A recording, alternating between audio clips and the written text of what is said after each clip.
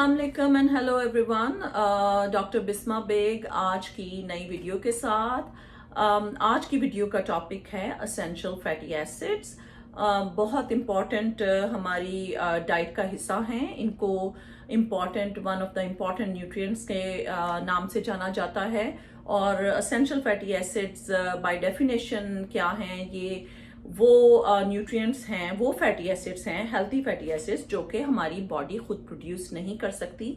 सो हमें external source से, बाहर से डाइट के थ्रू बॉडी को प्रोवाइड करना पड़ते हैं।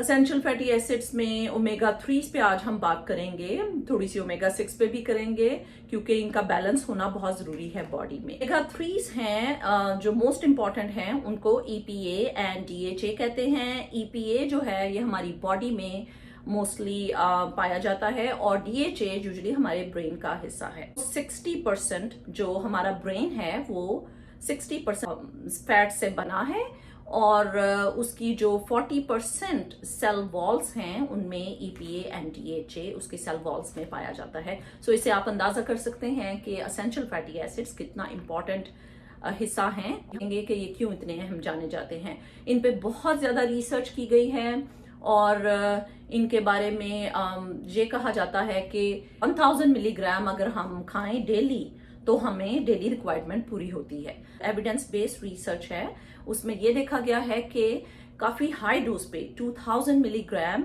से 3000 मिलीग्राम और दूसरे लफ्जों में 2 ग्राम से लेके 3 ग्राम तक की अगर हम डोज लें तो ये हमारी बॉडी पे अच्छा पॉजिटिव इफेक्ट छोड़ते हैं। लेकिन 3000 मिलीग्राम चूंकि काफी हाई डोज है, उस पर मैं ये सजेस्ट करूंगी कि आप अपने डॉक्टर से जरूर मशवरा करें क्योंकि ये कुछ लोगों में ब्लड थिनिंग कर सकती है, ब्लड को पतला कर सकती है और ब्लीडिंग होने के चांसेस हो सकते हैं। तो अब देखते हैं कि हम कौन सी एक्सटर्नल सोर्सेस हैं जिनसे हम ओमेगा 3 ले सकते हैं।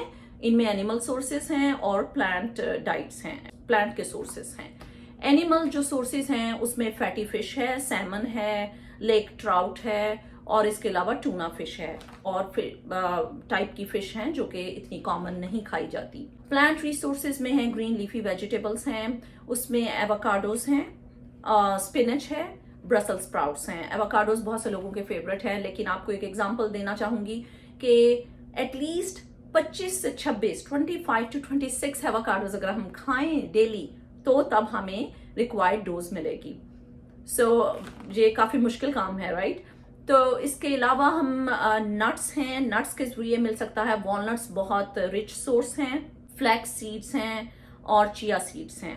इसके अलावा ऑयल्स हैं, ऑलिव ऑयल में ओमेगा 3 का अच्छा सोर्स है।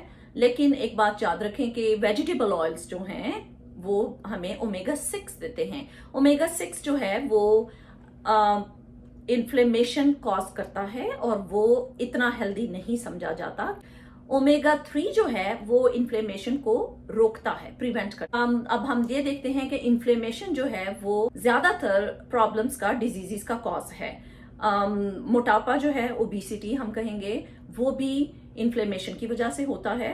रिसर्च ये कहती है, प्रूव करती है, क्रॉनिक इन्फ्लेमेशन जो सेल्स की हमारी बॉडी में होगी। इसके अलावा कार्डियोवैस्कुलर जो हार्ट की डिजीज है, स्ट्रोक हो सकता है ब्रेन की आर्टरीज में, ब्रेन की वेसल्स में, वो भी इन्फ्लेमेशन की वजह से होता है। तो ओमेगा 3 का ये रोल बहुत इंपॉर्टेंट है कि अगर हम सही अमाउंट में ओमेगा 3 लेंगे तो इन्फ्लेमेशन काफी कंट्रोल की जा सकती है।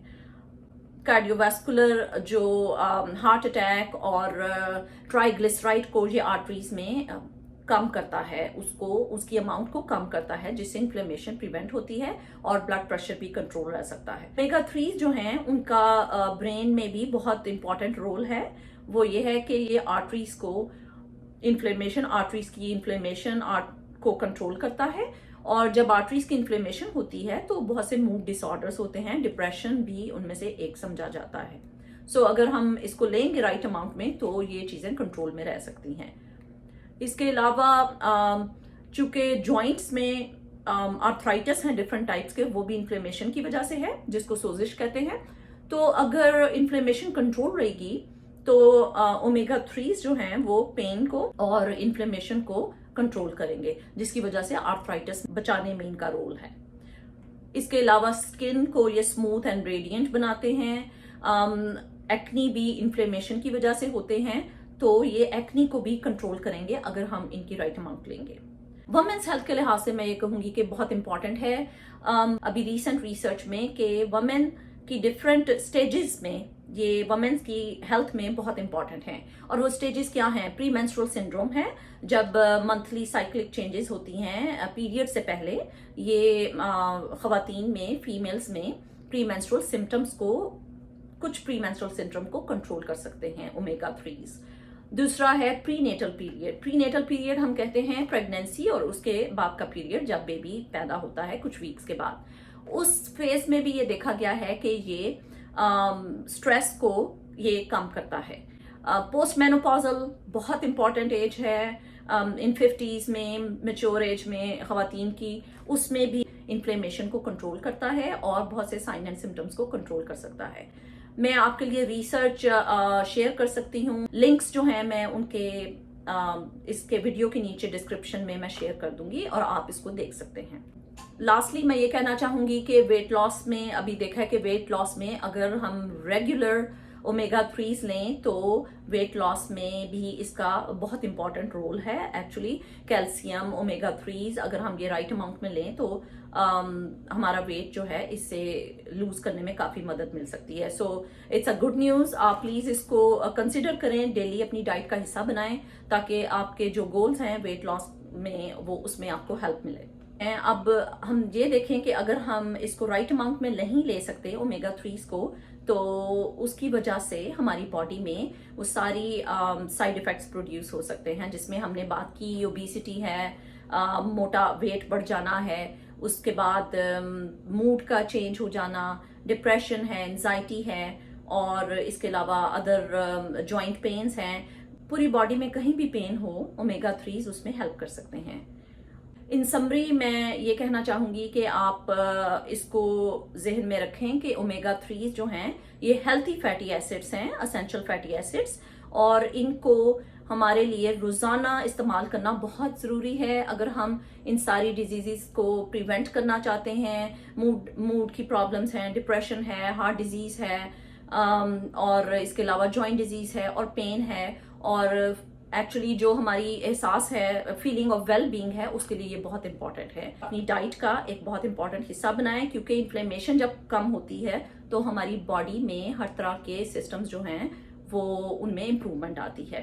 थैंक यू वेरी मच, और सब्सक्राइब करना मत भूलिए, बेल आइकॉन दबाइए, सब्सक्राइब कीजिए और न्यू वीडियो के लिए रेडी रहें। इसके बाद मेरी कोशिश होगी कि मैं अब इम्पॉर्टेंट न्यूट्रिएंट्स पे बाकी वीडियोस भी बनाऊं।